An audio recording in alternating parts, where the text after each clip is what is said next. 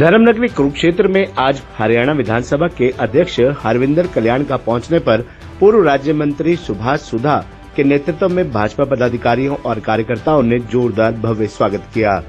विधानसभा अध्यक्ष हरविंदर कल्याण ने इस दौरान कहा कि पिछले 10 वर्षों में कुरुक्षेत्र का विकास की दृष्टि से रुतबा बढ़ा है।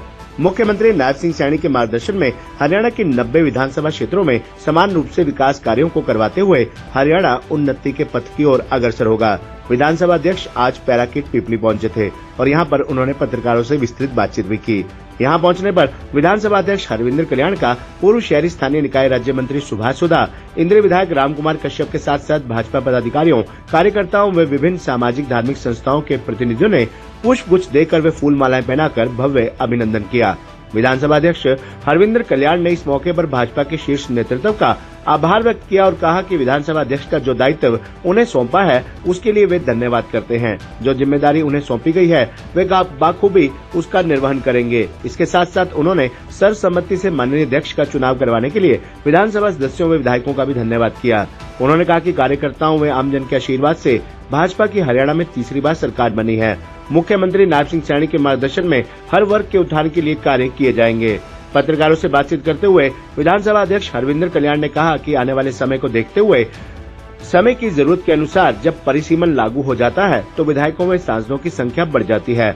केंद्र ने इस नाते नए संसद भवन को बनाने का काम किया। इसी तर्ज पर हरियाणा में भी नए विधानसभा भवन बनाने की आवश्यकता है। इस कार्य के दृष्टिगत प्रक्रिया चल रही है।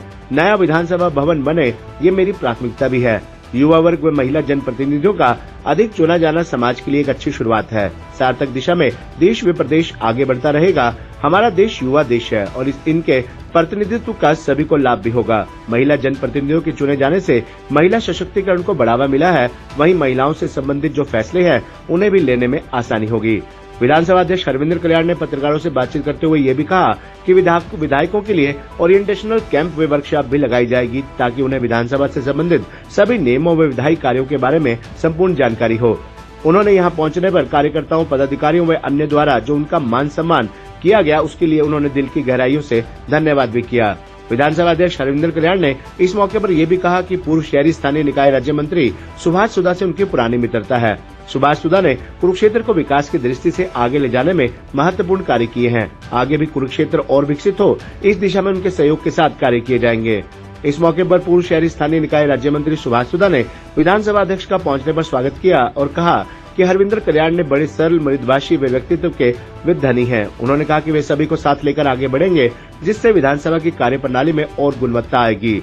इस अवसर पर सुभाष सुधा ने हरविंदर कल्याण को विधानसभा अध्यक्ष बनाए जाने पर उनका मुंह मीठा करवाकर खुशी भी जाहिर की।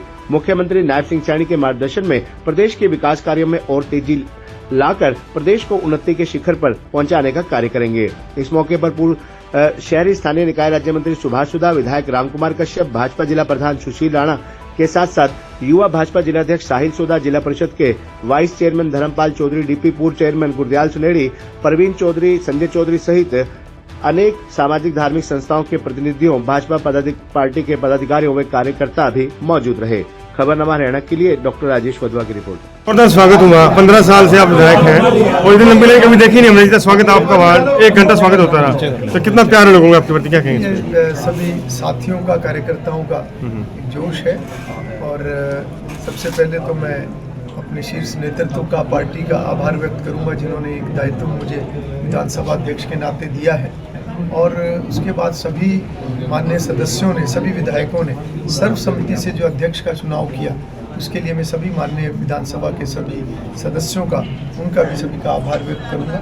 और आज चंडीगढ़ से करनाल जाते हुए आज रास्ते में कुरुक्षेत्र में रुकना हुआ तो हमारे माननीय पूर्व मंत्री और हमारे पुराने साथी सुभाष सुधा जी और सभी टीम, हमारे माननीय विधायक रामकुमार कश्यप जी, हमारे सभी यहाँ के कार्यकर्ता, सभी ने मिलकर आज यहाँ पर स्वागत किया है और समाज के सभी लोग यहाँ पर आज इकट्ठे हुए हैं। मैं सभी का हृदय की गहराइयों से बहुत बहुत धन्यवाद करता हूँ। मृदुभाषी है सर, सबसे साथ लेकर चलते हैं। विधानसभा में यही प्रयास रहेगा सबको साथ लेकर चलने का, और विपक्ष भी इस बार लगता है मूड में है। देखिए, निश्चित रूप से विधानसभा एक ऐसा लोकतंत्र का मंदिर है कि जिसके अंदर सभी चुने हुए प्रतिनिधि अपनी बातें रखते हैं, अपने क्षेत्र की बातें रखते हैं। जो भी एक लोगों से जुड़े हुए मुद्दे हैं, समस्याएं हैं, उनकी वहाँ पर चर्चा होती है। तो मेरा ये विधानसभा अध्यक्ष के नाते ये जिम्मेवारी भी बनती है और मेरा प्रयास भी रहेगा कि सभी सदस्यों को, चाहे वो पक्ष के हैं चाहे वो विपक्ष के हैं, सभी को पूरा समय मिले अपनी बात रखने का और वो जनहित के मुद्दे उठाएं और एक सार्थक चर्चा वहाँ पर हो। क्योंकि जितनी एक सकारात्मक चर्चा होगी उतना ही एक विषय आगे बढ़ता है, उसकी जो भी समस्या होती है उसका समाधान भी होता है। और कहीं ना कहीं जितने भी चुने हुए प्रतिनिधि हैं सबका ये एक लक्ष्य होता है कि वो अपने लोगों की समस्याओं को दूर करें, अपने क्षेत्र की समस्याओं को दूर करें, क्षेत्र का विकास करें। और पूरे प्रदेश के नाते अगर हम बात करें तो सभी का मिलकर ये दायित्व होता है कि हरियाणा प्रदेश आगे बढ़े।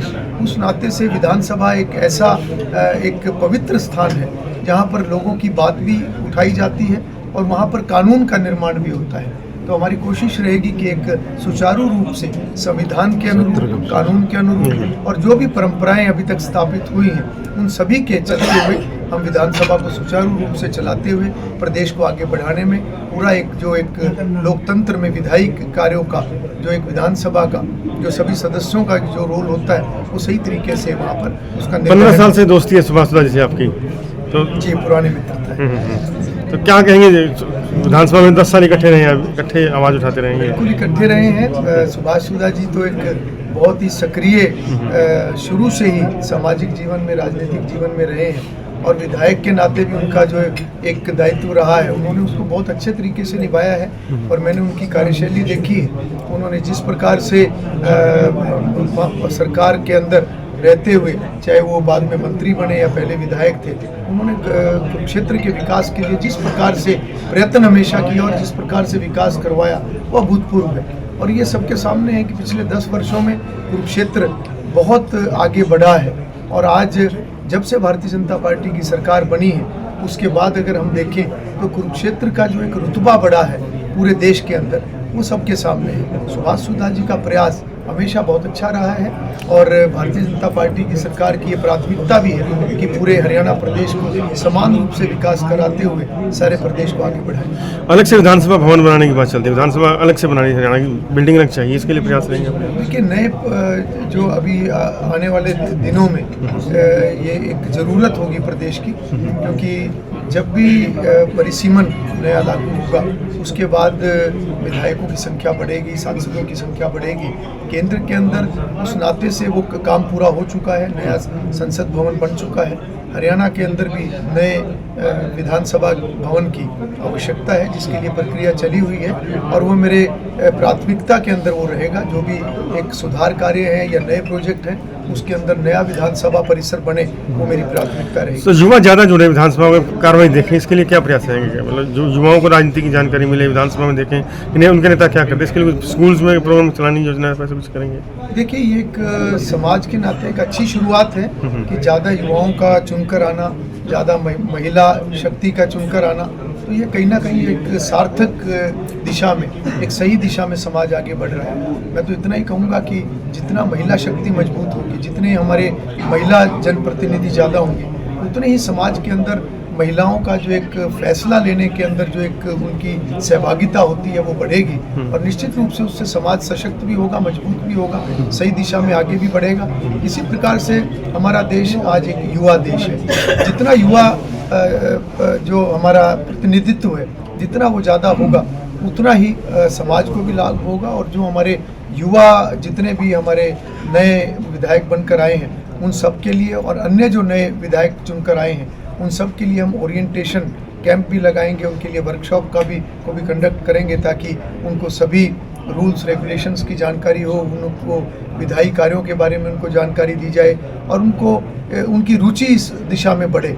क्योंकि लोकतंत्र के अंदर विधायी का जो है वो एक बहुत अहम, एक बहुत बड़ा मजबूत स्तंभ है और विधायिका के माध्यम से ही कानून बनते हैं और विषय आगे सरकार की तरफ बढ़ते हैं। तो उसके लिए हम जितने भी कदम आने वाले समय में होंगे हम उनको उठाएंगे। मंत्री, आपके दोस्त स्पीकर बने हैं, विधानसभा अध्यक्ष बने हैं, तो कैसा महसूस हो रहा है, क्या कहेंगे? मैं सर्वप्रथम तो आज हरिंदर कल्याण जी हमारे